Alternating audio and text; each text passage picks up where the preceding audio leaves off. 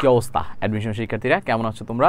তোমাদের জন্য আমি যে ধারাবাহিকভাবে প্রিভিয়াস ইয়ারের প্রশ্ন সলভিং ক্লাস নিচ্ছি, তো সেই ধারাবাহিকতায় আজকে আমরা সলভ করব ঢাকা বিশ্ববিদ্যালয়ের 2019-20 সেশনের বি ইউনিটের ইংরেজি অংশ। তাহলে কথা না বাড়িয়ে চলো শুরু করা যাক। 2019-20 সেশনে আমাদের প্রথম 15টি প্রশ্ন আসছিল ঢাকা বিশ্ববিদ্যালয়ের ভর্তি পরীক্ষায়, এবং বাকি অংশটা আসছিল রিটেন। সেই 15টি এমসিকিউ আমরা এখন সলভ করব খুবই কুইকলি, খুবই অল্প সময়ের মধ্যে। খেয়াল করো, we have not given dash any update on the patient's condition। বলেছে আমাদেরকে এই পেশেন্ট সম্বন্ধে কোনো আপডেট দেওয়া হয় নাই, কোনো আপডেট দেওয়া হয় নাই। এটা হবে any update. We have not been given ভাইয়া এনি আপডেট। কথা বুঝতে পেরেছো? অন দ্য পেশেন্টস কন্ডিশন বলেছে পেশেন্টের কন্ডিশন সম্বন্ধে আমাদের কোনো ধরনের আপডেট দেওয়া হয়নি। তারপরে দেখো, there's a liberation sculpture dash arts building of the university of Dhaka. বলেছে ইউনিভার্সিটি অফ ঢাকার আর্টস বিল্ডিংয়ের সামনে একটা লিবারেশন স্কাল্পচার রয়েছে। কোথায় রয়েছে? আর্টস বিল্ডিংয়ের সামনে। আর আমরা জানি সামনে বোঝাতে আমাদের বসে হচ্ছে ইন ফ্রন্ট অফ। ঢাকা বিশ্ববিদ্যালয়ের আর্টস বিল্ডিং বা কলা ভবনের সামনে, তোমরা যারা বি ইউনিটে পরীক্ষা দিবা তারা কলা ভবনে ক্লাস করবে, এবং সেই কলা ভবনের সামনে একটা স্কাল্পচার রয়েছে যেটার কে আমরা বলি অপরাজেয় বাংলা। সেই অপরাজেয় বাংলাকেই বলেছে এ লিবারেশন স্কাল্পচার, এবং সেটা কোথায় আছে ভাইয়া? সেটা আর্টস বিল্ডিংয়ের সামনে রয়েছে, in front of arts building বা কলা ভবনের সামনে। তারপরে দেখো, Coleridge's poem the rime of the ancient mariner. এই যে কলারাইজের একটা পোয়েম হচ্ছে the rime of the ancient mariner, এইটা একটা কি পোয়েম? খেয়াল রাখবা, এইটা একটা ব্যালাড। ব্যালাড মানে হচ্ছে ভাইয়া গীতিকা, মনে রাখবা। আমরা ইংরেজিতে বলি, বাংলায় বলি হচ্ছে গীতিকা, ইংরেজিতে বলি হচ্ছে ব্যালাড। মনে রাখবা, এই যে কলারাইজ, এসটি কলারাইজের একটা বিখ্যাত পোয়েম যার নাম ছিল the rime of the ancient mariner, এটা একটা ব্যালাড বা গীতিকা। মনে রাখবা, ব্যালাড বা গীতিকা। তারপরে দেখো, change into reported from she said to me why don't you come on Monday. আমাদের একটা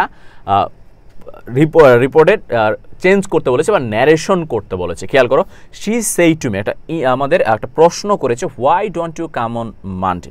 এইবার খেয়াল করো, আমরা জানি যখন কেউ আমাদেরকে প্রশ্ন করে আমরা আস্কড বসাই, তার মানে টোল্ড এবং সেইড হওয়ার কোনো চান্স নাই, হবে শি আস্কড মি।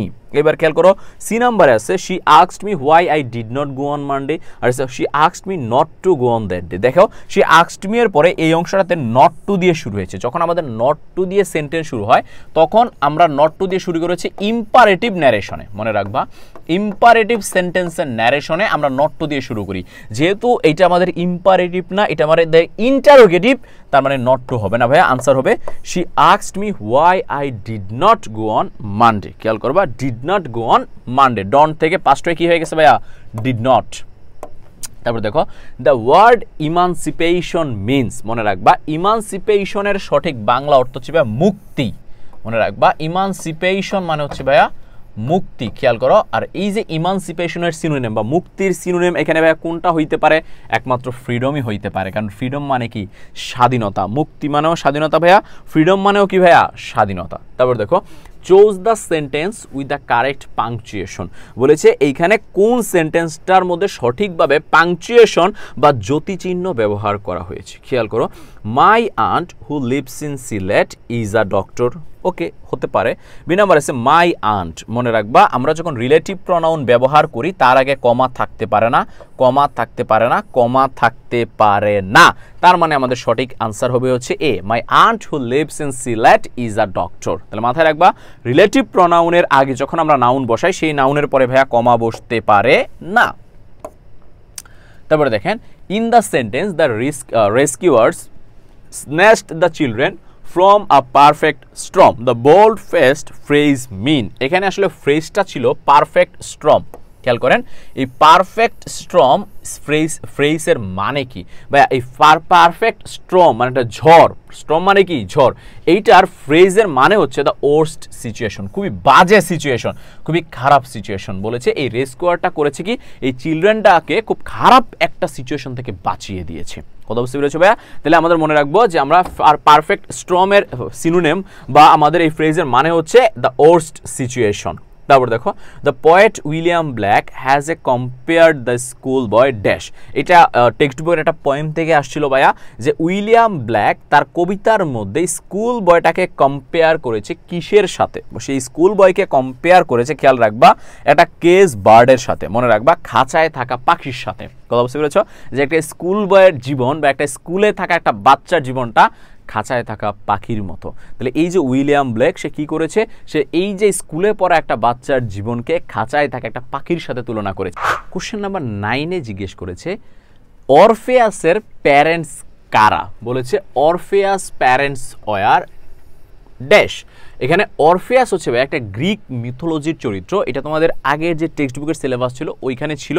তোমরা এখন যারা এবছর অ্যাডমিশন দিবে তাদের এই সিলেবাসে এটা আসলে ছিল না। এই অরফেয়াস একটা মিথোলজির চরিত্র, গ্রিক মিথোলজির চরিত্র।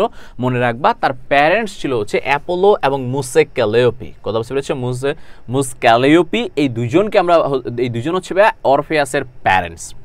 10 নম্বর কোশ্চেনটা খেয়াল করো, অ্যান ইলেক্টেড মেম্বার। এখানে বলেছে ইলেক্টেড যে ওয়ার্ডটা বলেছে the bold face word used as an, এই ইলেক্টেড ওয়ার্ডটা কি সেইটা আমাদের পরীক্ষায় জানতে চেয়েছি। খেয়াল করো আমাদের ইলেক্টেডের পর একটা ওয়ার্ড আছে মেম্বার, এই মেম্বারটা হচ্ছে নাউন। মেম্বারটা ভাই কি? মেম্বারটা হচ্ছে নাউন। আর নাউনের পূর্বে বসে নাউনকে কে মডিফাই করে? অ্যাজেটিভ মডিফাই করে। কে মডিফাই করে? অ্যাজেটিভ। তার মানে আমাদের ইলেক্টেডটা ভাই কি হবে?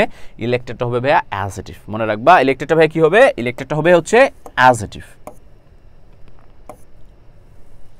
তারপরে দেখো question number 11, Shuvo at 4 pieces of hilsa at dinner. বলেছে এটাকে প্যাসিভ করতে। খেয়াল করো এখানে বলেছে শুভ অ্যাট, আর যখন অ্যাট বা B2 থাকে মনে রাখবা সেটাকে প্যাসিভ করতে গেলে আমাকে ওয়াজ অথবা ওয়্যারকে নিয়ে আসতে হয়।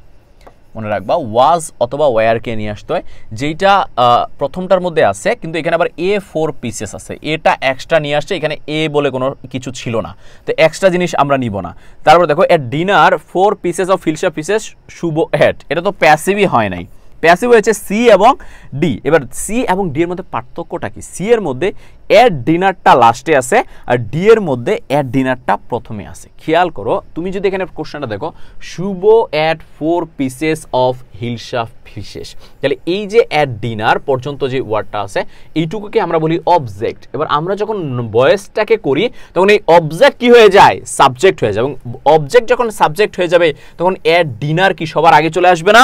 তার মানে অ্যাট ডিনার কি ভাই লাস্টে থাকবে না, কোথায় চলে আসবে? সবার শুরুতে। এই জন্য আনসার হবে at dinner 4 pieces of hilsa fish were eaten by Shubho. আমাদের অ্যাট ডিনার ছিল লাস্টে, সে চলে আসতেছে কোথায়? একদম শুরুতে। তারপরে দেখো question number 12, choose the best interrogative form of everyone hates acid throwing. বলেছে এটাকে ইন্টারোগেটিভ করতে বা একটা কোশ্চেন তৈরি করতে এটা দিয়ে। প্রথমত এভরিওয়ান, মনে রাখবা এভরিওয়ান একটা সিঙ্গুলার প্রনাউন। খেয়াল করবা একটা কি প্রনাউন? সিঙ্গুলার। যখন সিঙ্গুলার দিয়ে তুমি প্রশ্ন তৈরি করবা তখন তুমি প্লুরাল ভার্ব নিয়ে আসতে পারবা না। এই যে দেখো ডু একটা প্লুরাল ভার্ব, এটাকে আনার তো প্রশ্নই আসে না। সেকেন্ড, যখন নর্মাল একটা প্রশ্ন করতে বলছে আমি এখানে শুধু কোত্থেকে হুকে নিয়ে আসবো, WH ওয়ার্ডকে কেন নিয়ে আসবো? আমাকে প্রশ্ন করতে গেলে প্রথমে লাগবে হচ্ছে অক্সিলারি ভার্ব। কি লাগবে ভাইয়া?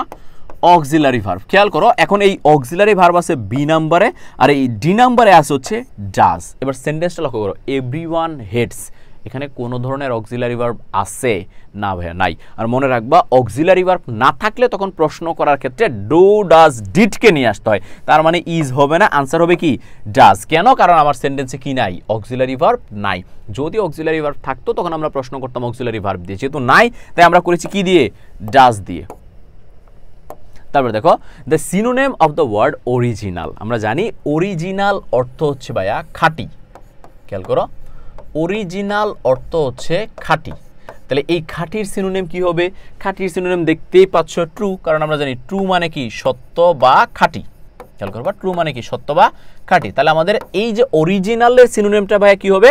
অরিজিনালের সিনোনিমটা হচ্ছে ভাইয়া ট্রু।